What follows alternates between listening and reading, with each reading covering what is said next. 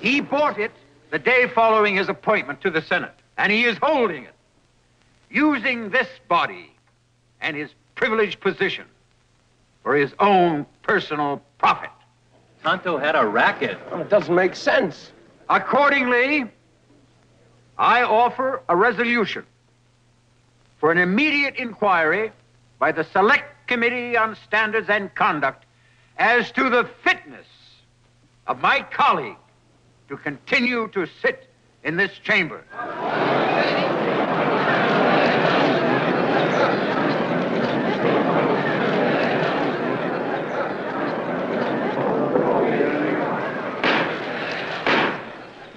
Order. Committee calls. Governor Hopper, please. Governor Hopper. Governor, were you there the morning that Mr. Allen was present? Yes, Mr. Chairman. I was present the morning that Kenneth Allen came to the state capitol bringing proof that Billy Jack had a deed to that campsite. I, frankly, was in a state of shock. I mean, Billy Jack, of all people, he is a hero to people all over my state. Governor, what did you do when Mr. Allen brought this to your attention? I had a consultation with the head of the Department of Records, Mr. Arthur Kim. Mr. Kim, do you remember recording this deed? Yes.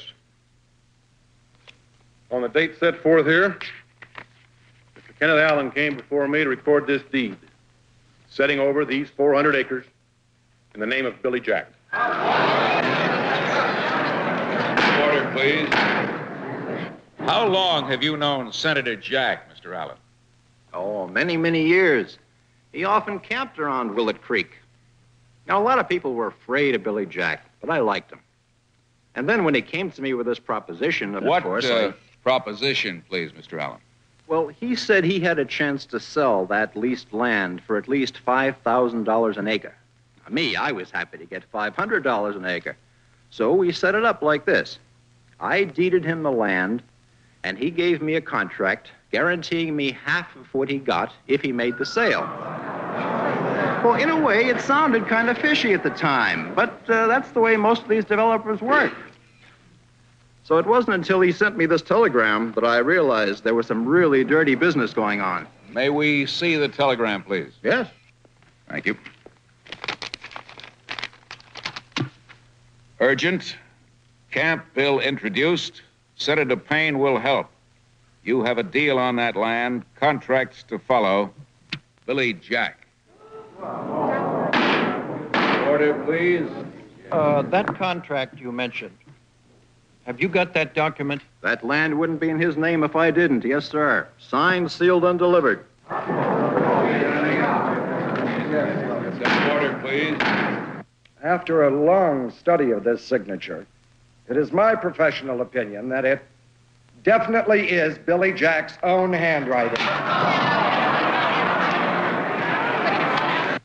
Therefore, it is my opinion as a professional and as an expert on handwriting that the signature of Billy Jack on this contract is a forgery.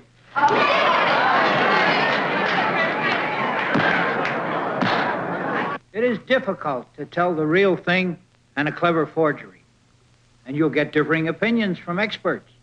But I'd be willing to stake my 40 years in this profession on the fact that this is not a forgery and is the actual signature of Billy Jack.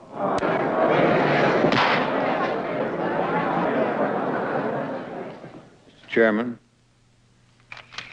gentlemen, this is an excruciatingly painful duty for me. This young boy is the nephew of my very dearest friend. I sponsored him in the Senate. I helped him frame his camp bill. And when he presented it to the Senate, I went over to congratulate him, but I pointed out to him that a nuclear plant was going up on the very site he had selected for his camp. I said there are hundreds of equally good campsites nearby, I suggested that he choose another site for his camp. He got furious. He said, move the plant.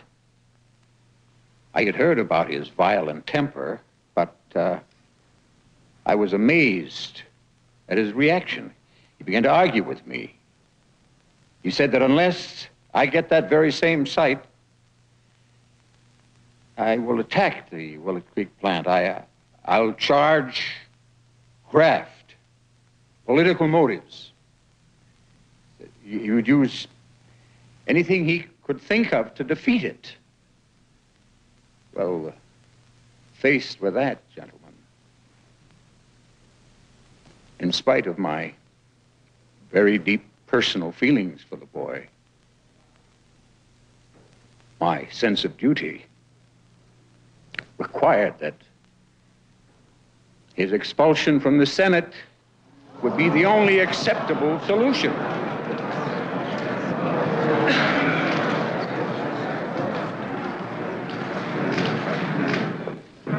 Senator Jack, please.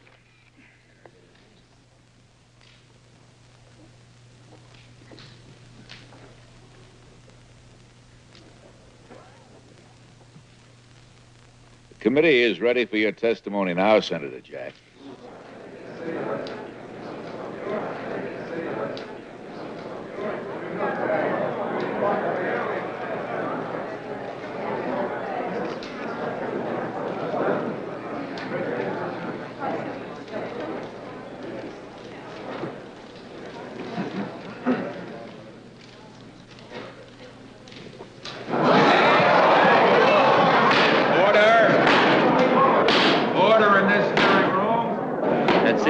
He's drawn and quartered. You know, I didn't think he was guilty until this moment.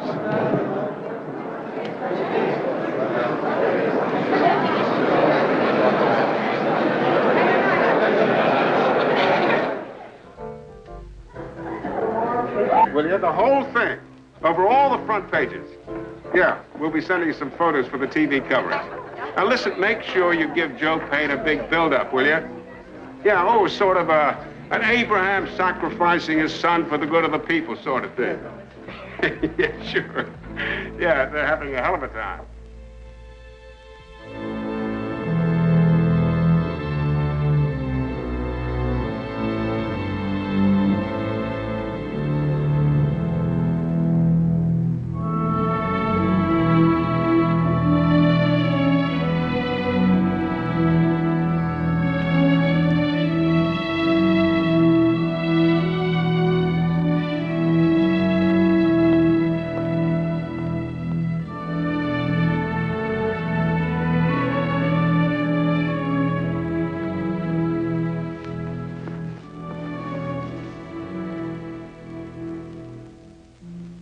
Guess who I found?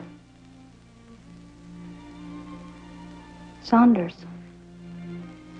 And guess what she found in her safety deposit box? All of Foley's classified material. She's willing to come back and make a fight of it if you are. To make a fight of what? You mean you're gonna quit? Who's the enemy? I don't even know who I'm supposed to be fighting. Look, Billy, who better than you knows that you can't reform Congress from within? So why don't you use the filibuster as a way to teach people how they can get a national referendum? Even if you lose, who cares? You will have taught people how to get around a corrupt Congress. Your quitting is sure going to shatter a lot of hopes. I'm sorry about that. But this is different. It's just too sophisticated. Maybe you're right. Maybe if the only solution you have to crucial problems is to take off your boots and kick people in the head, maybe you just should go home.